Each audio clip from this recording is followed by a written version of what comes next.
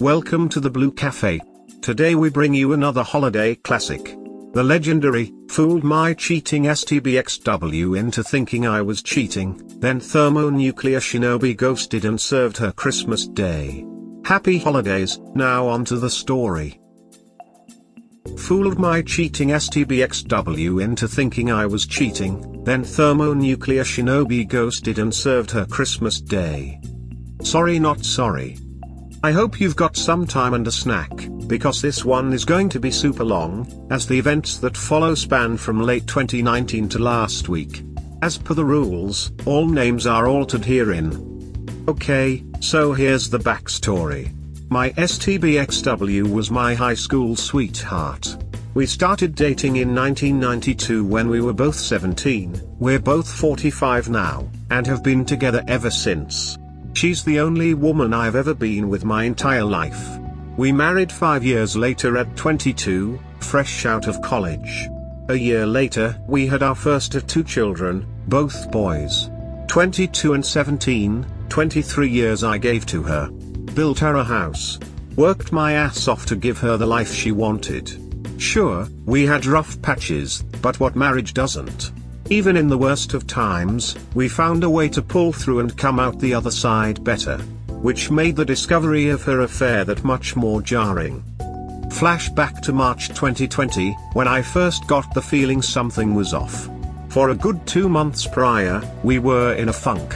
I was on the mend from reconstructive knee surgery, blew out my ACL fall 2019, but still lacking in movement. At the time I only had about 55% range of motion on my knee. This took a toll on quite a lot in the house. I was out on workers' comp, as I had been injured on the job, and I was unable to do my usual household duties, so a lot got backed up. My sons would do what they could, but tasks only I was capable of doing had to be put on the back burner, or my wife had to do, which she wasn't pleased with. Things also crawled to a standstill in the bedroom between us. It had already slowed down prior to my injury, but in the state I was in at the time it completely stopped. During these months, she, we'll call her Sue, was spending more time hanging with co-workers after work. Between November 2019 to March 2020 it was a regular occurrence for her. Naturally, I thought nothing of it. I've never in the 23 years I've been with her had any reason to worry or not trust her. She has her friends, I have mine, and we have mutual. I'd go hang out with my friends all the time and there was no issue. It was all above board.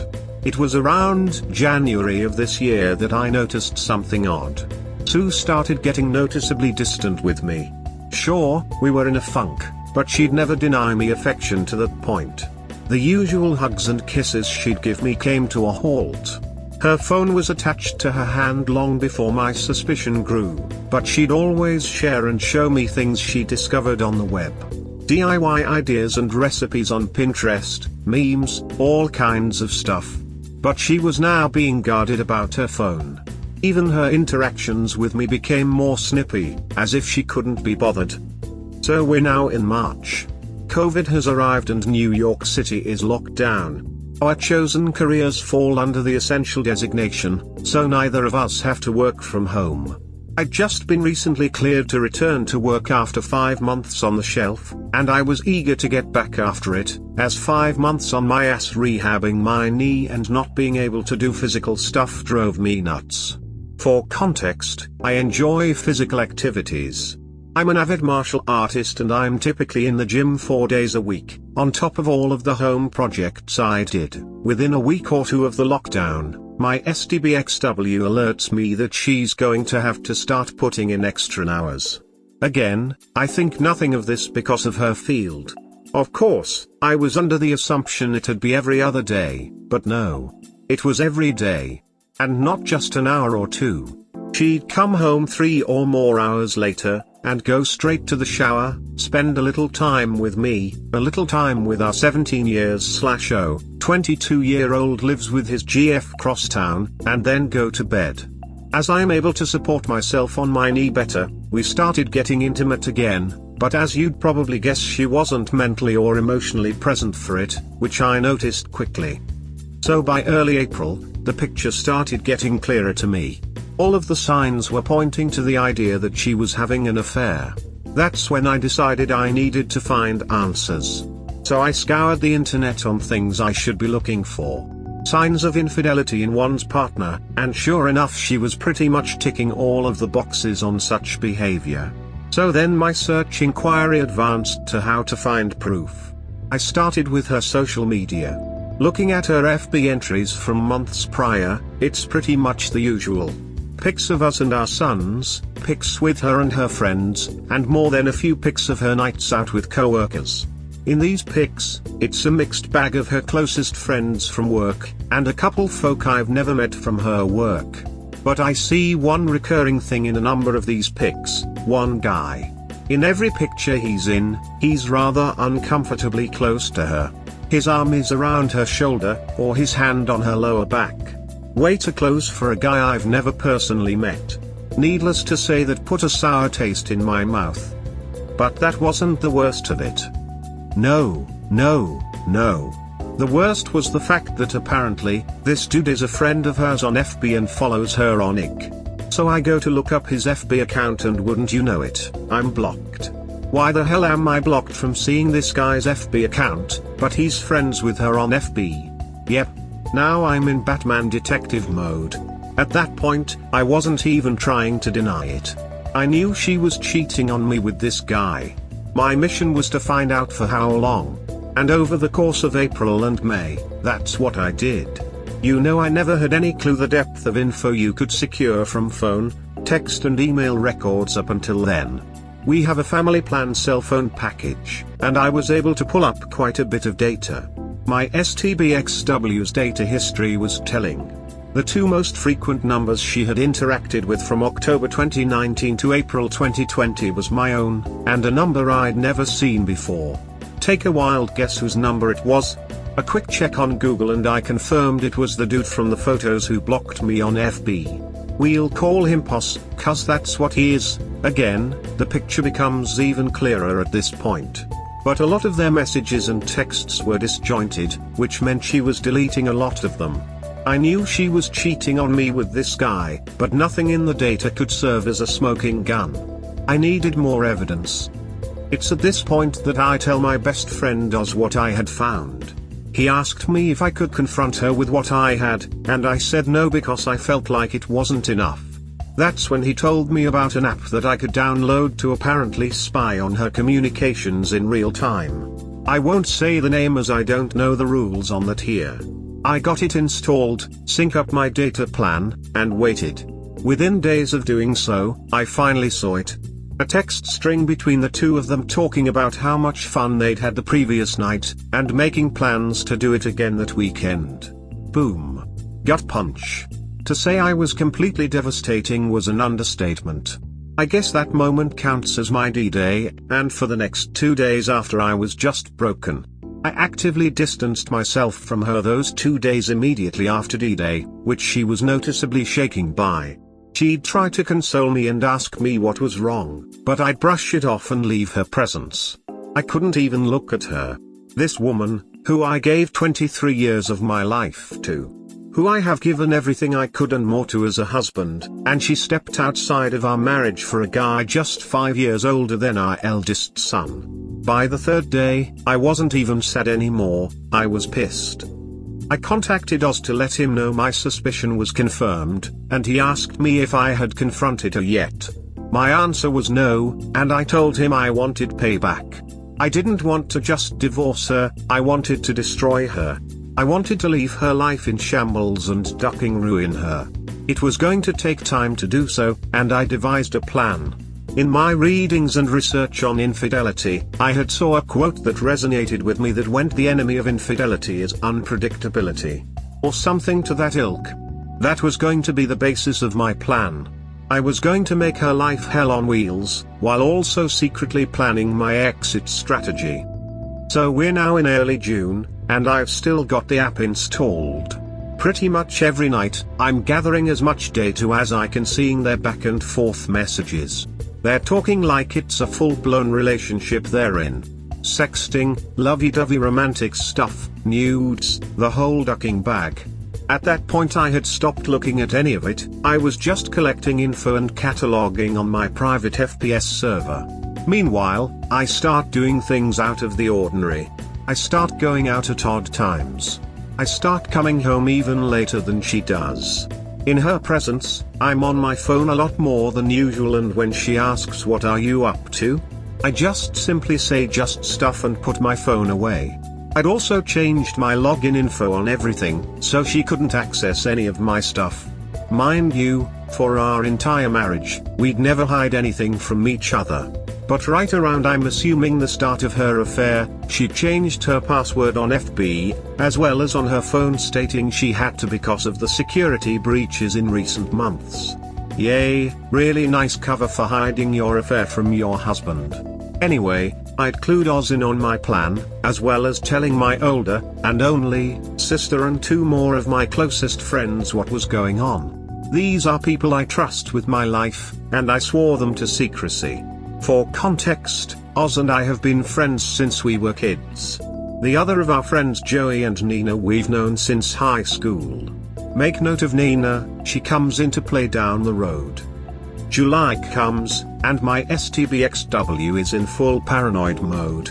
She's texting and calling me a lot more frequently now, asking me if I'm going to be home when she gets home, when am I coming home while she is and I'm not, asking me what am I up to, the works.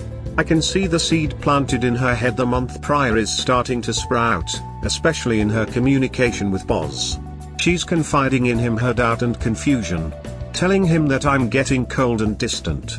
The ducking nerve of this woman. In the interim of these interactions with Pos, she suggests that maybe they should stop meeting up at our house because she has no idea if I'd just show up, confirming that yes, she's had this duckwad in my home. Thanks, Sue. Pos asks her in that specific communication that she was worried about me potentially cheating on her, which actually pissed her off. I can't even begin to describe the level of joy and how many laughs I got out of reading that exchange. My cheating wife arguing with her affair partner over if she's mad her husband could be cheating on her. Oh, the ducking irony. Now bear in mind, I'm not hooking up with anyone. When I leave, I'm usually at Oz or Joey's throwing back some booze, watching fights and spending time with my brothers, or at my big sis house hanging with her and my Bill, who's like an older brother to me. My sis is 52 and her hubby is 58. She had told him about my STBXW's infidelity, but not of my plan. Couldn't risk it as he's a bit of a blabbermouth. We'll fast forward now to October. That's when things seriously pick up. I've been in my faux affair for 3 months now, and Sue is hyper aware of the fact that I'm actively pulling away from her. It's been as long as the day I enacted my plan until the day she confronted me, October 20th, 2020, that I'd even touched her. No hugs. No kisses. No initiation of intimacy. Nothing. Not like she needed it. She was still ducking Pos, just at his place or at motels.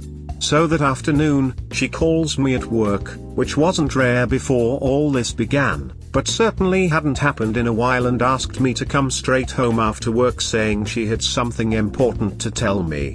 I'm not gonna lie to you all, I half believed she was going to come clean about her infidelity, but she of course didn't. Instead, I got home to her asking me if I was unhappy with her. The ducking nerve. She cites the fact that I've been spending way too much time away from home, I don't show her affection anymore, and our sex life has completely died. She tells me she's worried I'm pushing her away because I was resentful of how she treated me the months I was rehabbing my knee. And then came the punchline. She ducking asked if I was cheating on her. Folks, I fell out on the floor laughing hysterically. And when I say hysterically, I mean Joker laughing gas hysterical.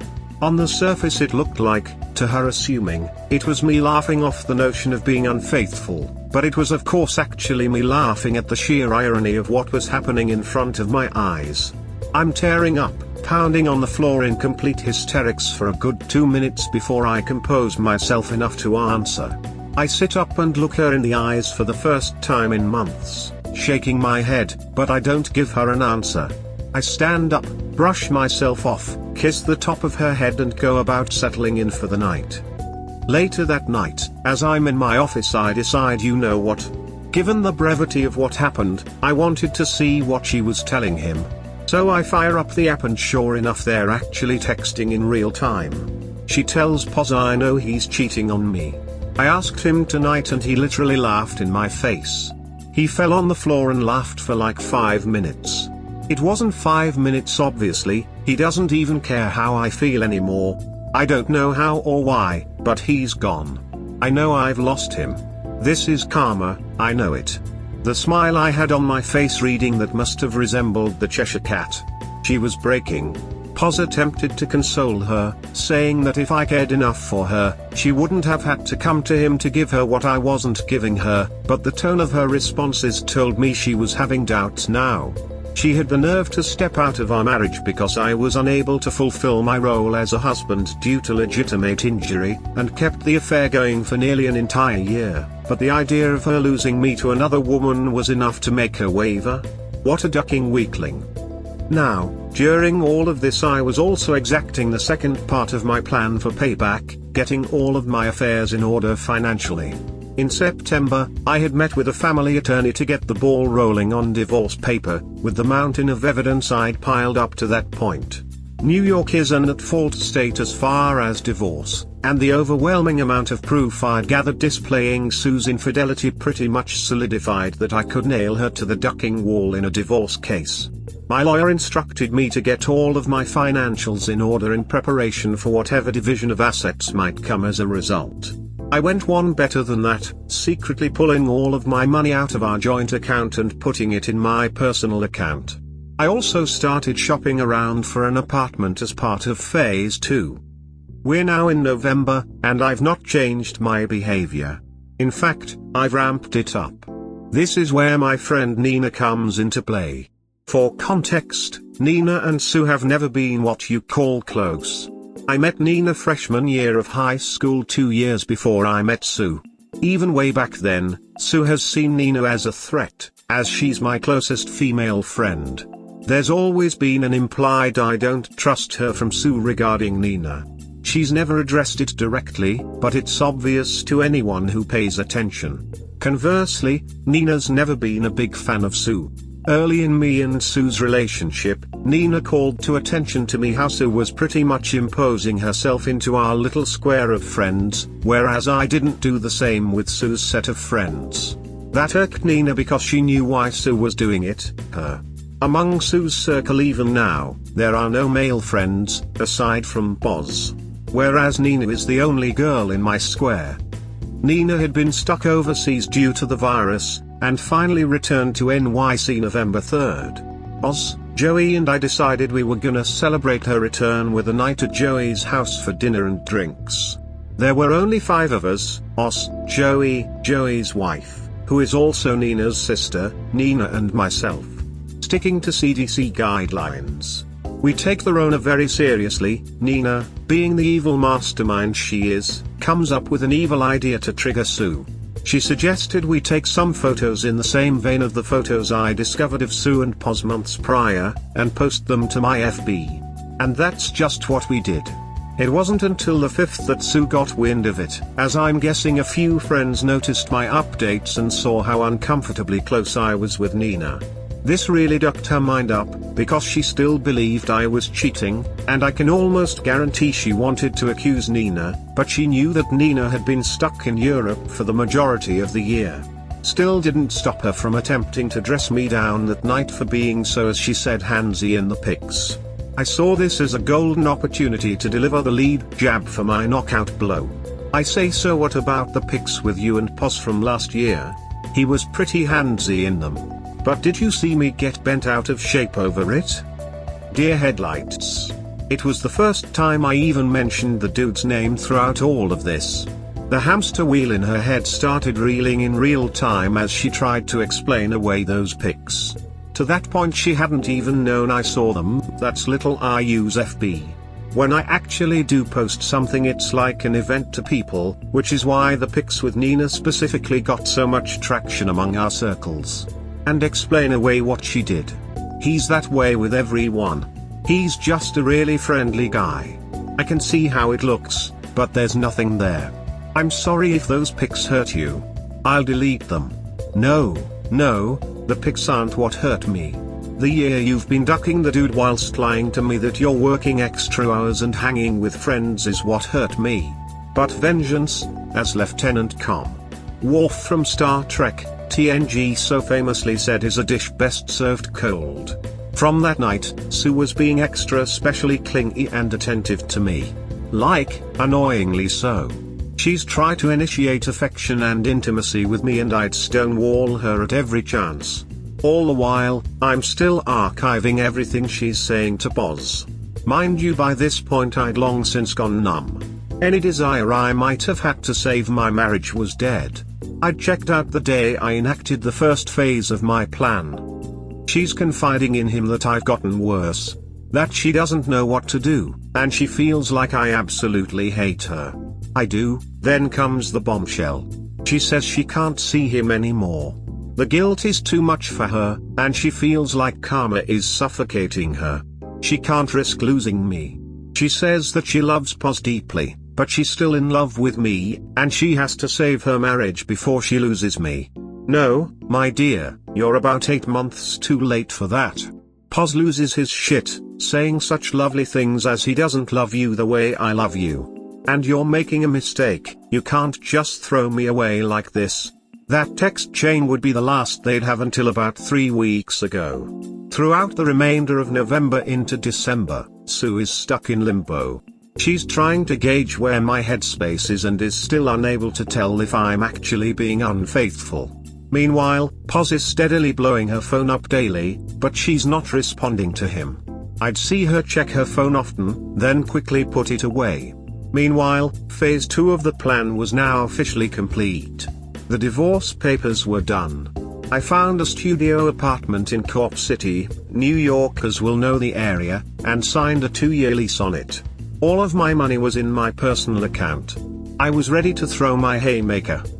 So we're now at Thanksgiving. My oldest and his GF were hosting a small gathering of our immediate families.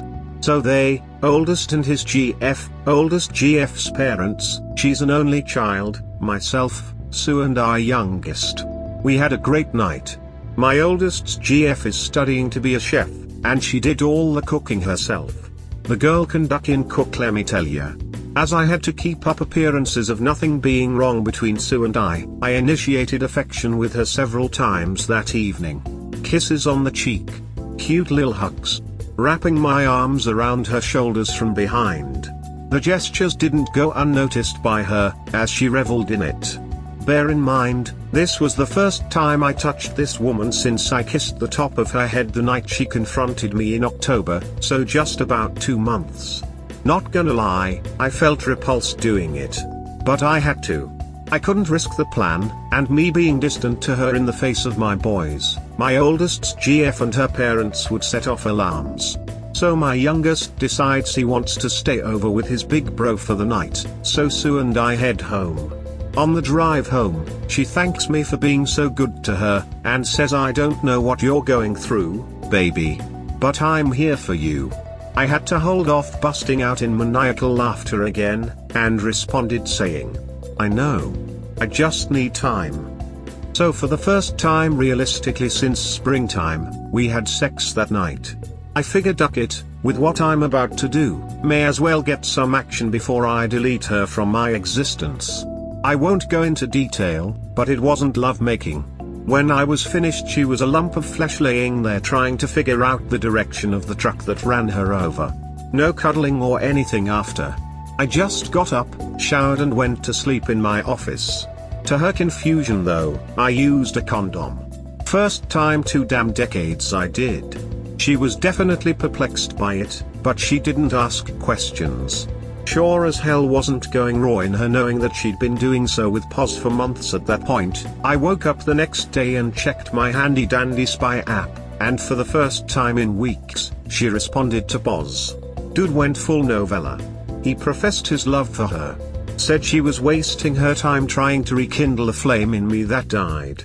That she'd been in a prison with me for 23 years and deserved to experience the love and affection of a man who would cherish her. Mind you, this dude is 27 ducking years old. 5 years older than our oldest son. And he's that sprung on a 45 years / married mother of 2? What a grade A, high quality simp. She chose to blow up our marriage and destroy the home we'd built for this dude? Pretty boy with a soft side?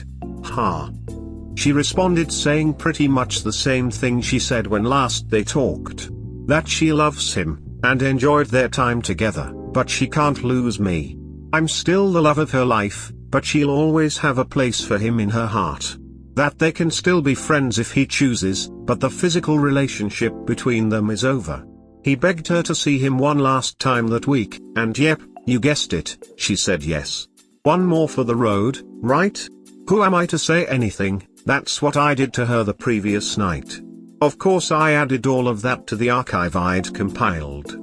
December 4th is when Phase 3, the final phase of Operation Shinobi Ghosted started. The divorce papers were in hand. My new place or residence was set up. Now I had to slowly start moving my stuff out of the house. But first, I had to break the news to my boys.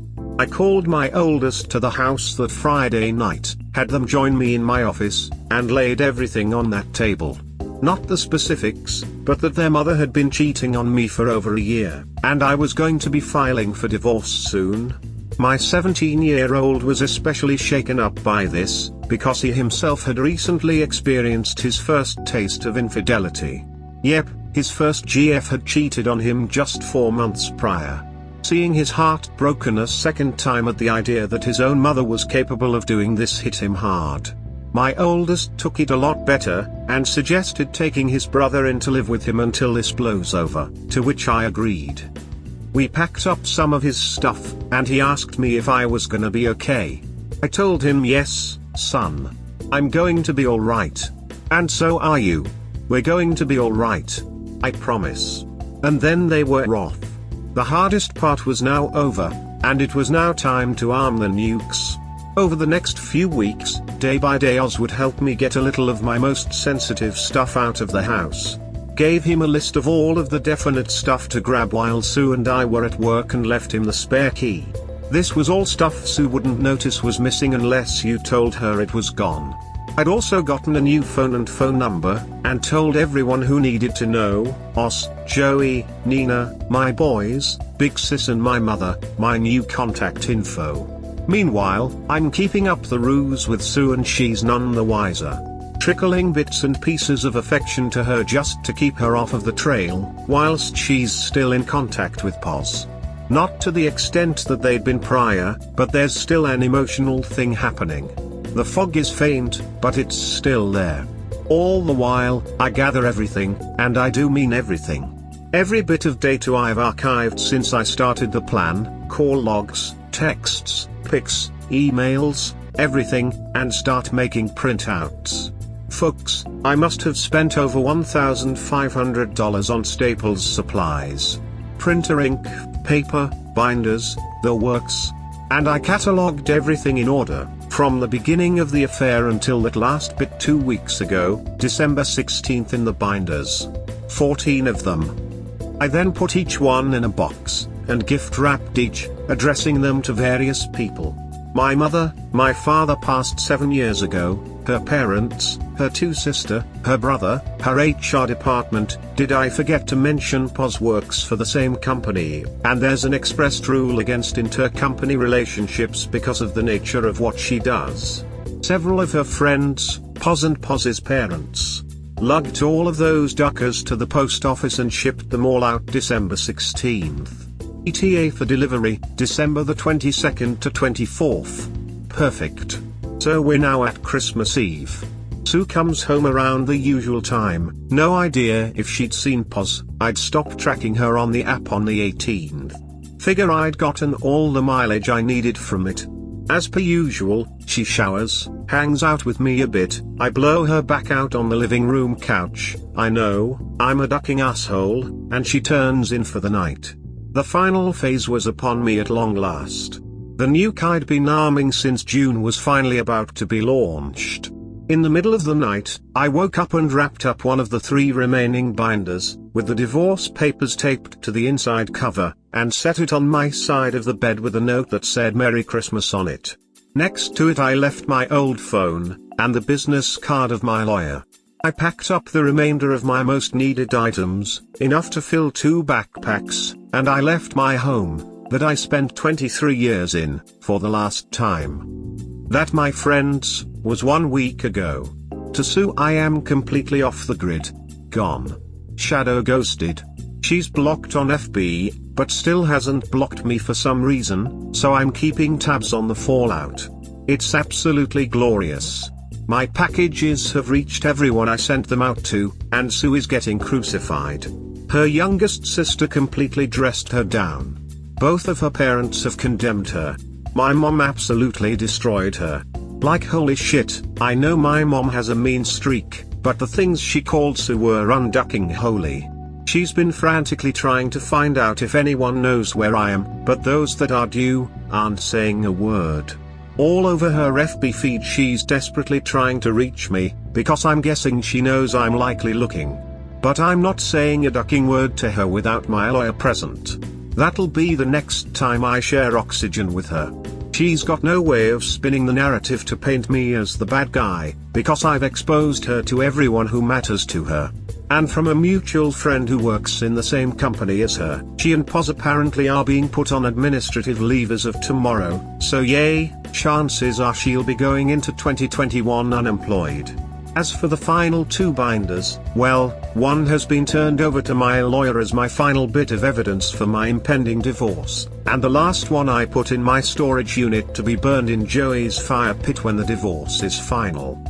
Do I feel guilty about this? No. Not even in the slightest. 23 years I did right by this woman. I gave her the home she wanted. I gave her the family she wanted. I gave her the life I felt we both deserved, and I loved her unconditionally.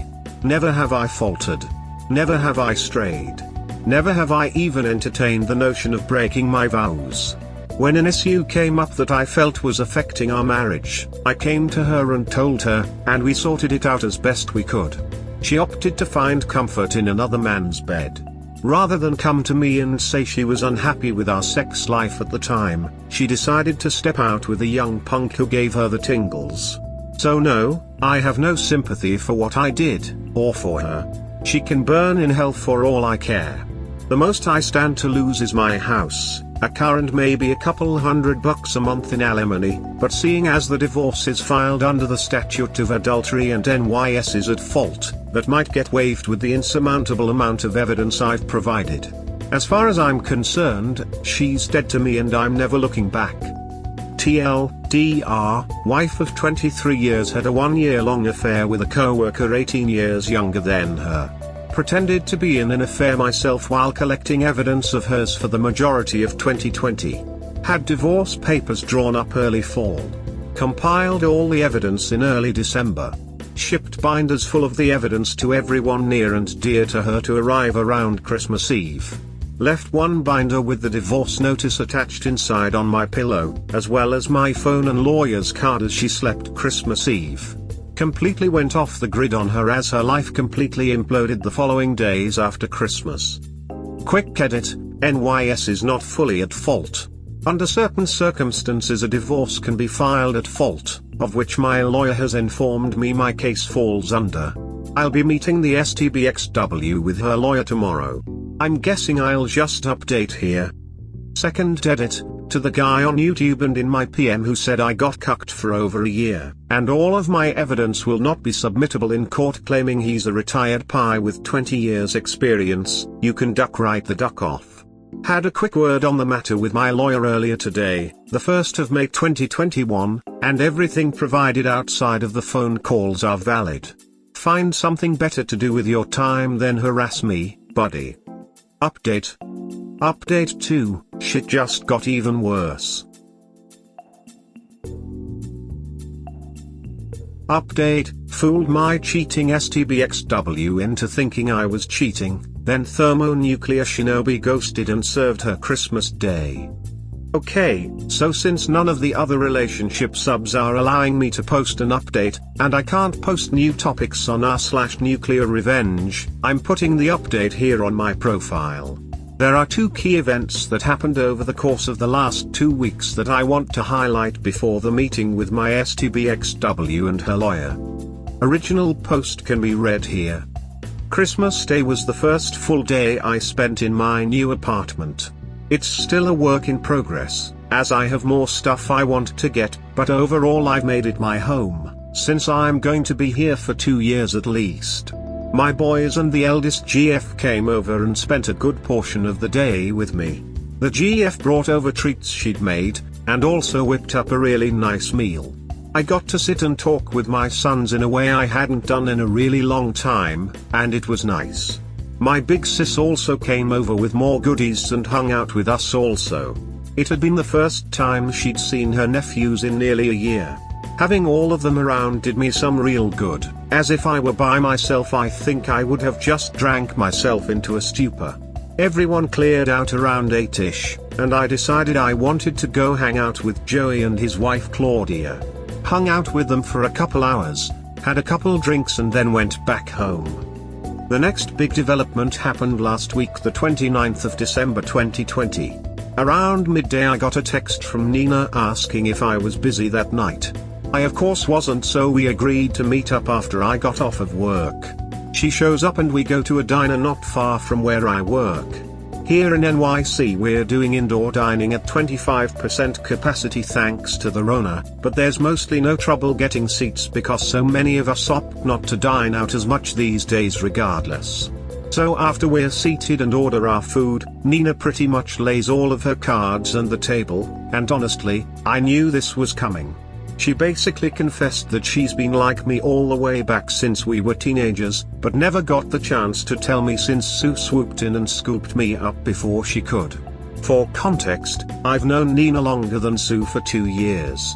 As I mentioned, she's been the fourth point of my social square of myself, Oz and Joey. We were social outcasts in high school. The raver kids who didn't fit into all of the other cliques. Back then, Nina had a weight problem and was diabetic.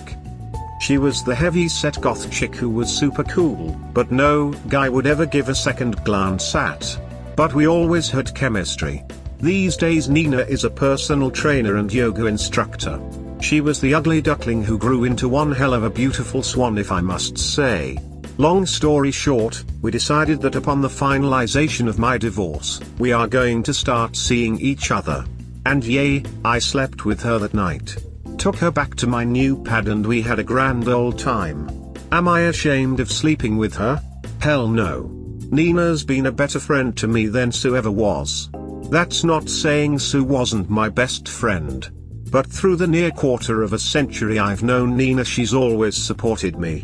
Even so, I learned that day willingly taking a step back from her own feelings to allow me to pursue and eventually start a life with Sue. That resonated with me on a level I didn't think it would.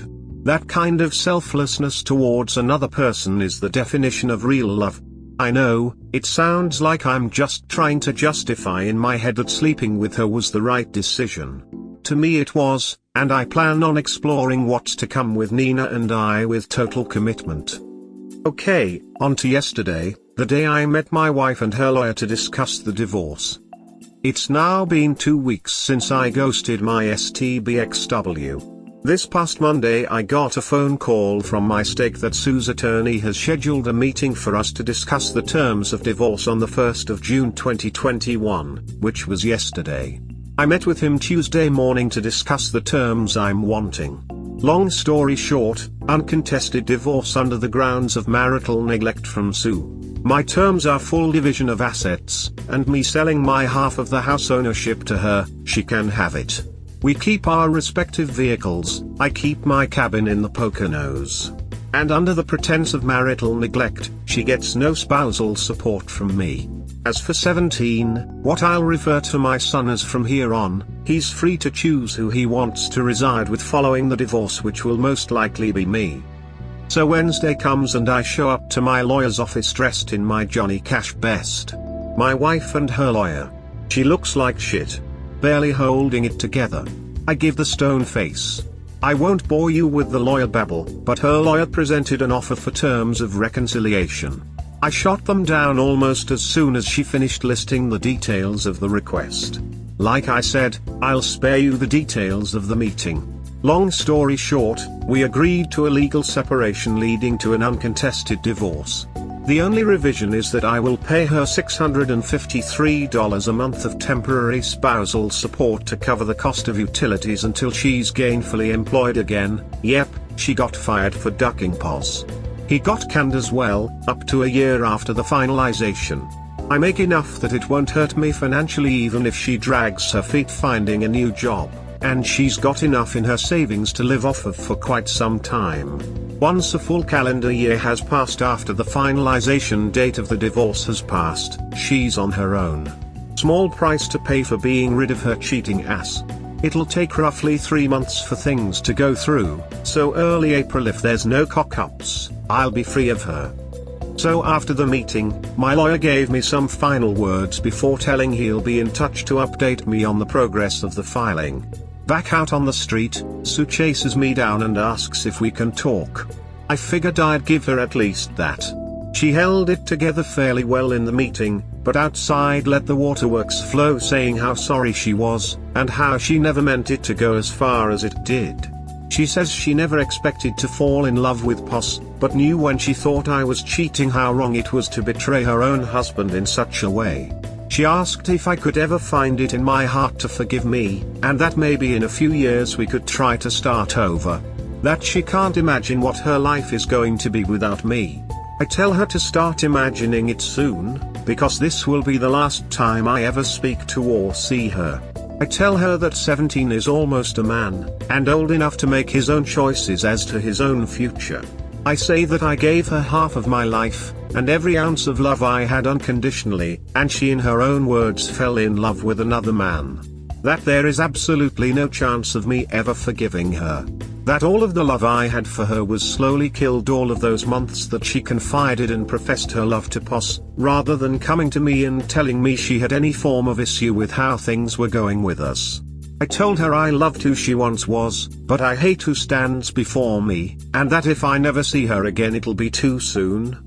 We are on the sidewalk in Midtown Manhattan, her making a scene crying her eyes out.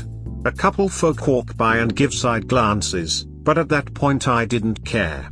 I wasn't about to publicly humiliate her, I pretty much already socially and professionally destroyed her, but I needed to get the last bit of emotion I had for her out. I finished telling her I didn't regret the 23 years I spent being her husband. I regretted that in 23 years she decided the easy way out was the better option, and I have your lovely sons of bitches on Reddit to thank for this last one, because it popped in my head just seconds before I said it. For 23 years I thought she was mine, but it turned out it was just my turn. Put in my Raycons, turned around and walked the duck away. Later that night, he father calls me and apologizes. He praises me for always being a good man to his daughter, and tells me he's ashamed of her and that he raised her better than what she did. Not gonna lie, I'm going to miss the old man.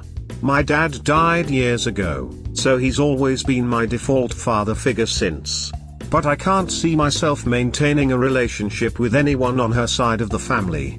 After that call, I went on FB and symbolically changed my relationship status to divorced. Yay, it's not final yet, but in my eyes it's over and done. Like I said, when I make a post on FB it's an event, so plenty of folks started hitting me up over Messenger asking questions, and I laid it all out that I filed for divorce with Sue earlier in the day. Of course Nina called me, shocked that I pulled the trigger so fast. Obviously I was already in the process of it when we spoke, but she had no way of knowing how far it was along. I asked her if she could come over, and of course she came running. We knocked boots again, but this time she stayed the night.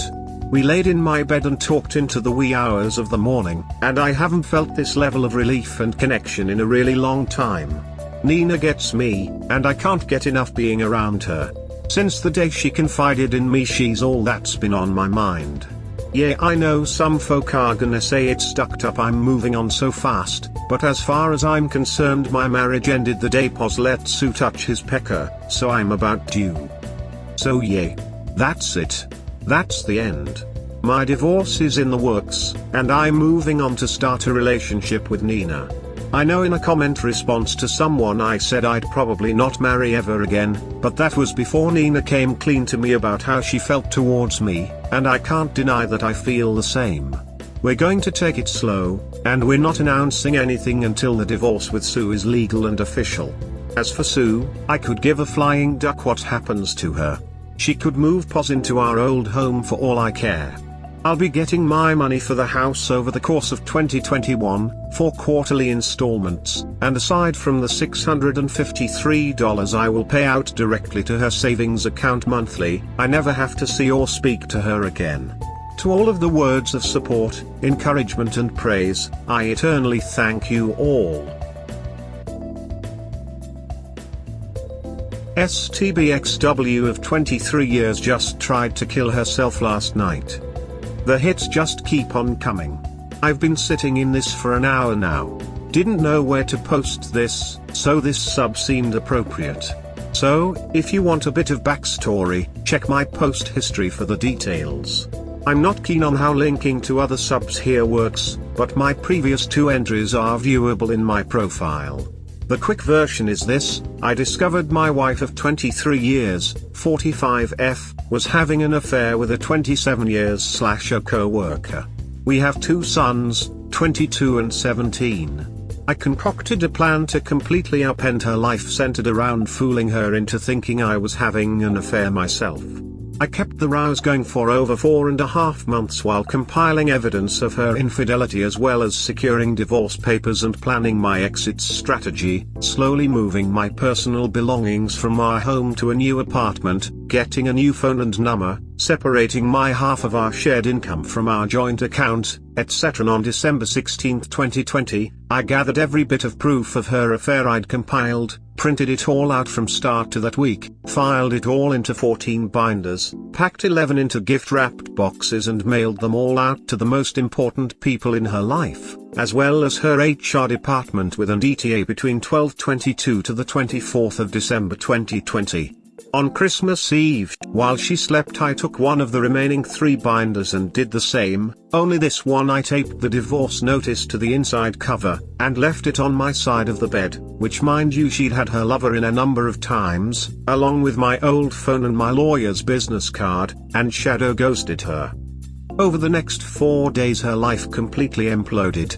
Her family pretty much excommunicated her.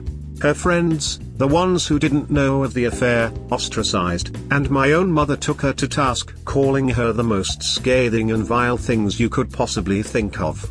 Her and her lover were also placed on administrative leave and eventually fired.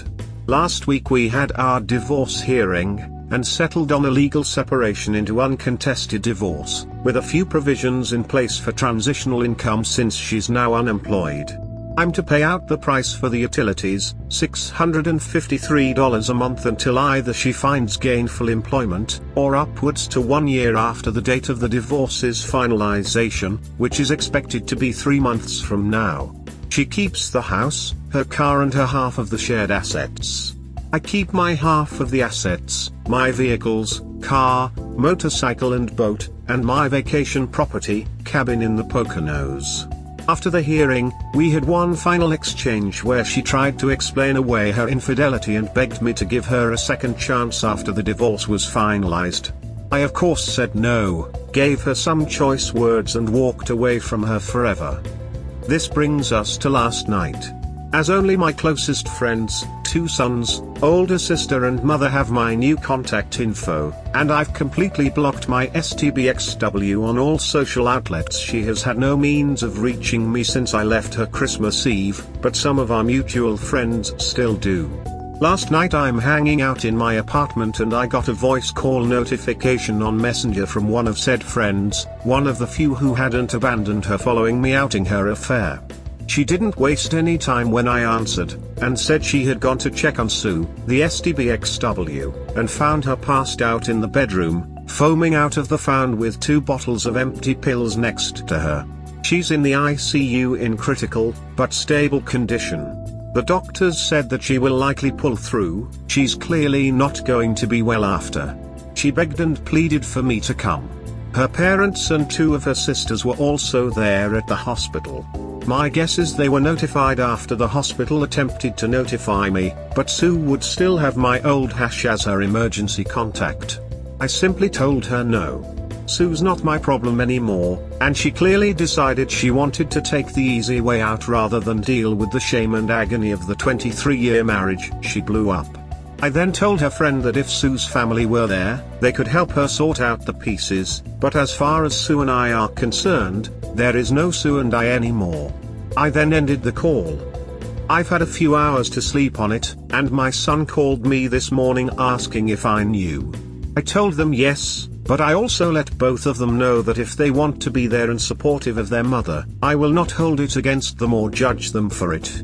She is their mother after all. But I myself wash my hands of her, and care little to nothing about what she does for or to herself anymore. They were both a little taken back by this, but respected my stance. However, now that the news has broke about her suicide attempt, many of those friends who dropped her are all starting to surface again, and saying I need to be there for her. That even despite what she did to me, I need to support her in her time of need. I've also been informed that her AP tried to visit her this morning, but wasn't allowed because he's not family. I'm getting a dog piled on to go see her, but I feel nothing for this woman anymore. I haven't for a very long time. I checked out during the process of getting my payback for her betrayal, and I stand by the fact that I don't care at all for what she's done. In fact, it makes me hate her even more. She's the one who was unfaithful. She's the one who thought a near year-long fling with a guy 5 years older than her oldest son was worth destroying 23 years. And now that she has to face the consequences of her choices, she chooses the most selfish way to deal with it. Even now, seeing as she's in all likelihood going to survive, she's cultivated immediate sympathy from everyone who took her to task, and I'm being made out to look like the jaded ex-husband unwilling to sympathize for her by most of her family, not her dad. He's reached out to me over the last few hours and said he respects my decision to stay away. It's like I never even truly knew this woman. 23 ducking years and it comes to this. Yes, I know the way I broke things off with her may have put her in a poor mental state. But now a whole new can of worms has been opened up because either she had a complete mental breakdown and decided to self-delete herself, or she made an extremely risky and calculated move to cull favor back from people who just weeks prior condemned her for betraying me. She cheated on me, and now she's the ducking victim? Sorry if this comes off as rantish, but I'm here trying to wrap my brain around this. I want to be perfectly clear, I am not going to visit Sue. She waived her right to me caring about her well-being the day she let Poss, my personal nickname for her lover, put his dick inside her. This might come off as heartless, because despite the cool, calm and collected way I've been throughout my whole ordeal, my feelings are still very much raw, but I don't give a duck about this woman. Haven't for a very long time. I'm aware I'm going to be vilified by a number of folk here. I don't give a shit. Think of me however you want. If you were in my shoes you'd see her actions vastly different. Some of you folks are going to go look up my post history and see the story of what I did to her. And you're going to draw the conclusion that her suicide attempt was my fault. That me tormenting her for all of those months, fooling her into thinking I was cheating on her while she actively cheated on me, then destroying her socially and professionally as a result was the catalyst for her meltdown. Maybe it was. Maybe I am a heartless sociopath. But as Arthur Fleck so famously said, you get what you ducking deserve. I gave this woman half of my life and did absolutely everything to be the best possible husband she could ever have. By her own admission, I had no bearing in her decision to step outside of our marriage. She did it for her. Her selfishness knows no bounds, and I am glad to be rid of her. If it makes me the bad guy because I will not go see her and never plan on interacting with her ever again, so be it. I hold true to my damn convictions. She made the choice to betray me. She made the choice to put her needs above the needs of our marriage. So now it's my turn to choose me over everything else. She can rot in the darkest pit of hell for all I care. Let everyone else help her fix her. My obligation to ever care about her well-being ended the day we signed the separation agreement. I just needed to get this off of my chest. If you're going to cast judgment on me for feeling how I feel, save it. Like I said above, after 23 years and 2 children, I never really knew this woman after all. I have no sympathy for her, and I never will. Let her ducking rot. TLDR, fooled my STBXW into thinking I was cheating for 4 months while she was having a year-long affair with a younger man. Executed a plan to destroy her life during the process, culminating with ghosting her and serving her divorce papers as she slept over Christmas Eve. Watched her life upended over the next 4 days while completely off the grid from her. Divorce hearing was last week. Settled on full separation leading to uncontested divorce. Last night, she tried to kill herself by overdosing on pills. Now everyone within her circle who ostracized her for cheating on me is flocking to her for support, and are actually mad at for not doing the same. Seriously, FML. Quick update, I've been informed by Sue's dad that she's been moved from the ICU to the mental health wing. Doctors are still monitoring her mental state. She's conscious and cognitive again, but obviously lethargic. Her father told me she asked did I come to see her, and he said no, and she shut down after. He respectfully said any further news he'll share only if I inquire, because he understands the headspace I'm in. Also, I've scheduled counseling for 17. The first consultation is this coming Monday. Final update, aftermath of STBXW's suicide attempt. I'm writing this here as a form of therapy. A way to get my thoughts out in a pragmatic way. Today, against everything I said in my previous posts and comments, I went to go see Sue. She's been out of the hospital for 4 days now, and believe it or not, it was Nina who convinced me I need to see her. She said the only way I'd let go of the contempt I feel for her is to see her one last time, in her weakened state. So around 6 p.m., I called her for the first time since I served her. Her hello wasn't the bright and bubbly hello I'd know for over 2 decades. His voice was hoarse and weak. The moment she heard my voice, she immediately began crying. Took almost 3 minutes for her to regain composure enough to talk again. Before she could say anything, I told her I was coming to see her by 8 p.m., and she agreed. It's about an hour and a half from Co-op City, where my new apartment is, to my old home, so I grabbed a bite to eat from the local pizzeria and started on my way there. I got there about 7:47 p.m., and she was already at the door before I pulled into the driveway. As I came near, I could see the toll her actions had taken on her. She was noticeably thinner. The unhealthy kind of thin. As a whole, she looked like the Walking Dead.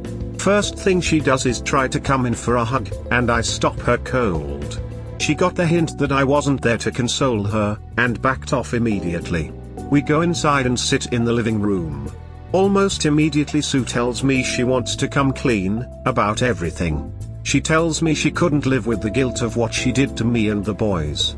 From the day we signed the separation agreement, she went into a downward spiral of guilty and agony that led her to her suicide attempt. Her friend, the one that called me from the hospital, had noticed her behavior and started coming over to check in on her. She said the doctors told her had she not been found just an hour more, she'd have succeeded. She admitted to failing me as a wife. That her falling for Pos was wrong, as was her choice not to pull back when she knew she was getting too deep. She also apologized for sharing the many intimate details of our marriage and speaking ill of me to him. That she never imagined herself being the kind of person who was capable of doing that, but she was. She said she believed in her head that she was doing the right thing, but ultimately when she thought I was cheating, it all hit her like a ton of bricks. The feeling of betrayal was suffocating, and she had to get out of there as soon as possible, but it was obviously too late by then. She then asked me at what point did I stop caring, to which I said the night she confronted me with the notion of me cheating with the fervor that did, knowing full well she'd been ducking Pos for months at that point. I lost all respect for her and it steeled my resolve to enact my plan. She told me that when she woke up Christmas morning and found the gift I left, she was over the moon, until she opened it. That when she realized what it was, and how much I had known, she literally went mad, and hasn't set foot in our bedroom since. She was frantically trying to find if anyone knew where I was, but when she went on FB to ask, she started getting thrashed by friends and family about what she had done, but had no idea how everyone knew so fast. That's when I told her about the other binders. The look of shock on her face was priceless. It all dawned on her that I did this to her. Everything she's gone through, her friends turning on her, her family shaming her, and yes, even her losing her job was my doing. She just fell silent and shut down after that. I took the time to go use the bathroom then, and it was in shambles.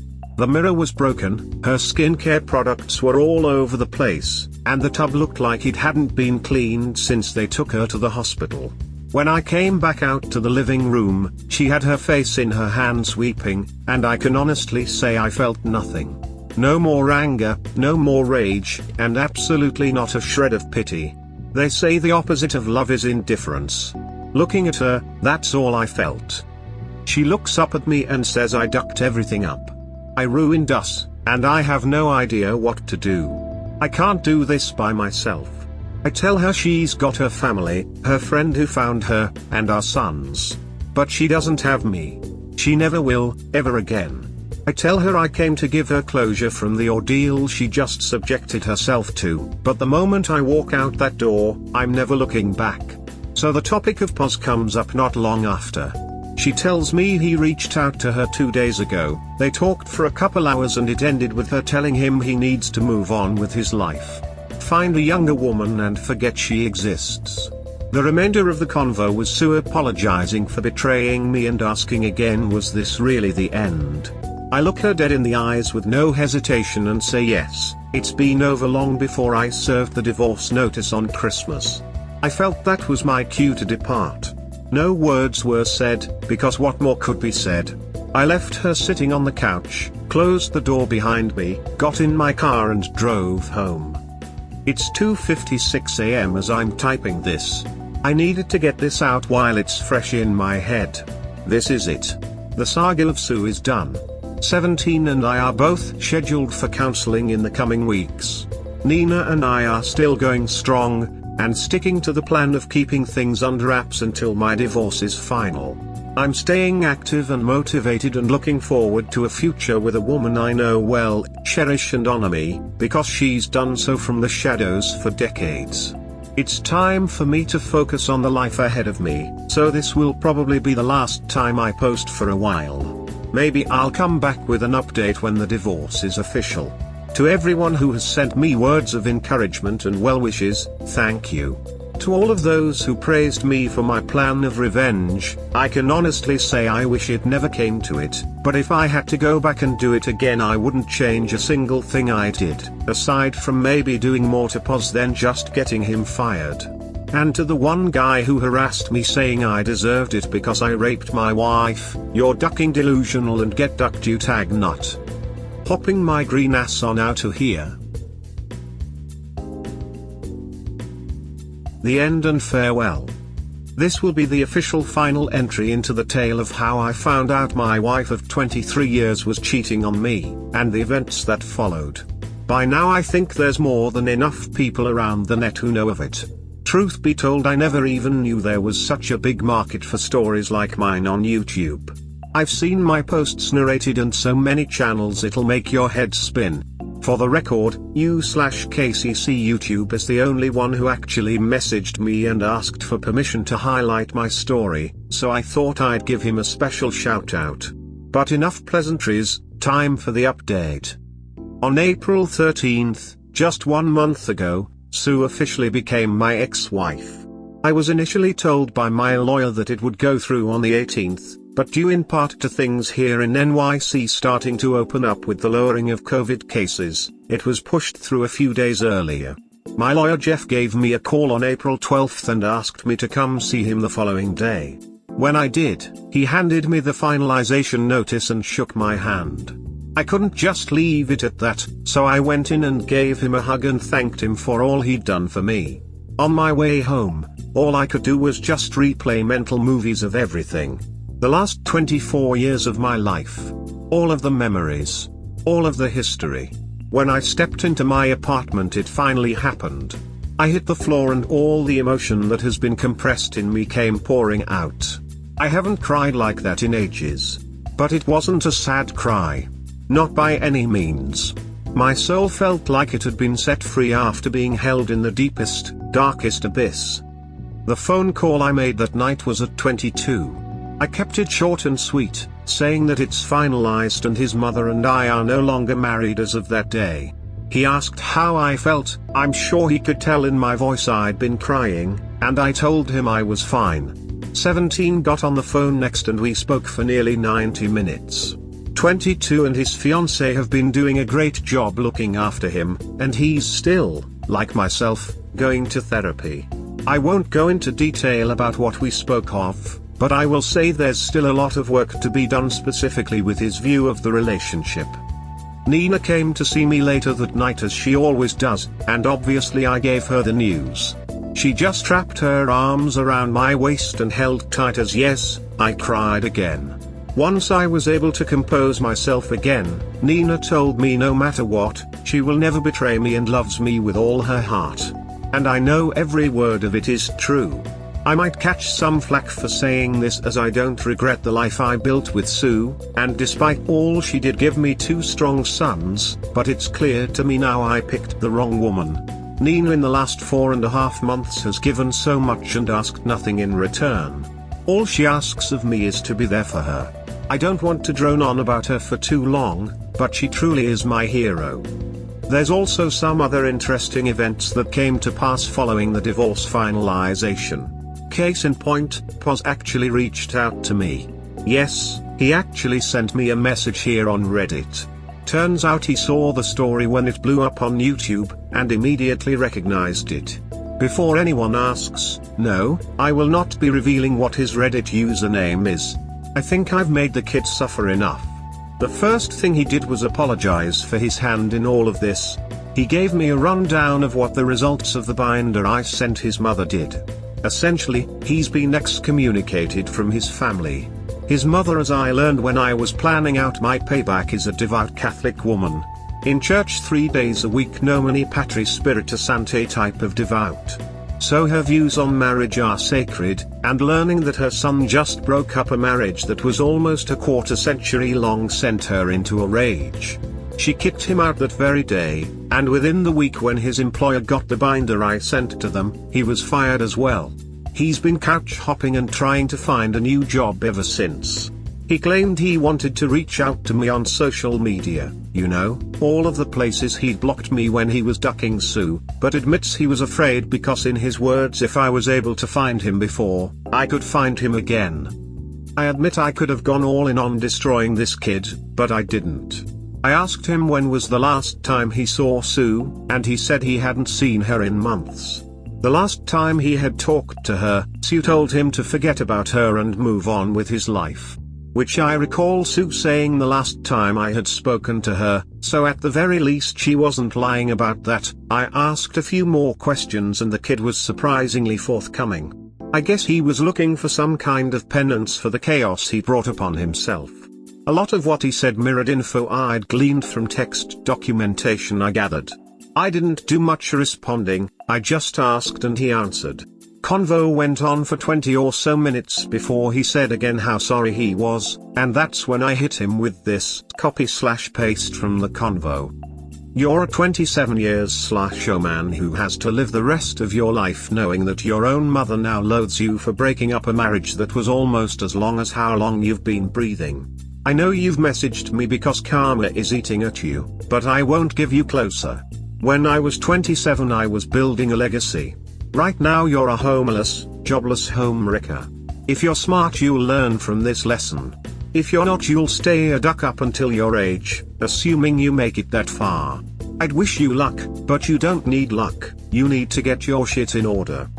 With that, I ended the convo and blocked him. Not the kind of closure he was looking for obviously, and I could have been a lot more hostile, but I think those words will haunt him enough as is. The next major event is that as of May 4, 2021 Ninu is now Ninu_defrog. Over the last 2 months, we have had long discussions as to where we want things to go between us. Nina made it abundantly clear that she has no intentions of ever being with anyone else but me, and she wants my namesake.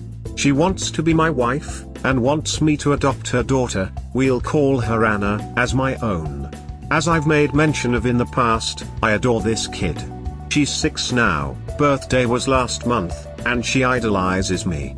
I'm the first father figure she's had since her bio dad pretty much cut out on them when she was 4, and Nina's made a practice of not introducing any man she's been involved with since her divorce in Anna's life unless they had staying power. Needless to say, I have staying power, and experience raising children. And speaking of, Anna and 17 are like 2 peas in a pod. The big bro/lil sis dynamic between them in both stunning and adorable. 17's really clung on to Anna and her revels in it. Had a talk with my therapist about it, and he said it's definitely a good sign. 17 sees the innocence he wants to protect in Anna even though his innocence has been shattered. So, we decided last Monday to go to City Hall and pull the trigger. Took 24 hours to get the marriage license, and the reveal was the most uneventful reveal ever conceived. Oz made mentioned as if no one didn't see this coming, and Big Sis said now placing bets on when the now expecting post goes up. We thought we were keeping our relationship under wraps all these months, but pretty much everyone figured it out already. So yay, that was kinda hilarious. Some people are going to say it was too soon. And yes, I said in past comment responses that I'm never getting married again, but that was all before the true dynamic between Nina and I manifested. This woman has professed her undying, unconditional love for me. She has laid in my arms and cried saying how happy she is, and how she never in a million years imagined she'd ever have the chance to be with me. She's gone into painstaking detail about how she's felt about me the past 25 years, and how even while she was married she lamented the notion that Sue won. And I honestly had no idea how deep that rabbit hole went. She even went as far as saying there were times where she herself had thoughts of having an affair with me popped into her head, but she could never be that kind of person. And even so, through all of the years I've known her, she has given me so much and asked so little in return. Even the woman I married and had 2 children with has never shown the amount of love to me that Nina has. I'd be a fool not to give her my name. So now, she has it. And we're in the early stages of paperwork for me adopting Anna. And finally, there's Sue. I've not spoken to her since the last time I visited our marital home, which was 4 months ago. But mutual friends, the ones that are left, do send me updates from time to time.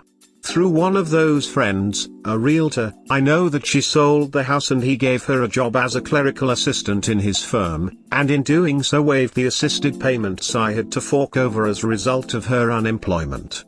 She now lives in a small apartment close by his office, which he also helped set her up in. She's functioning, but a shell of the woman she was.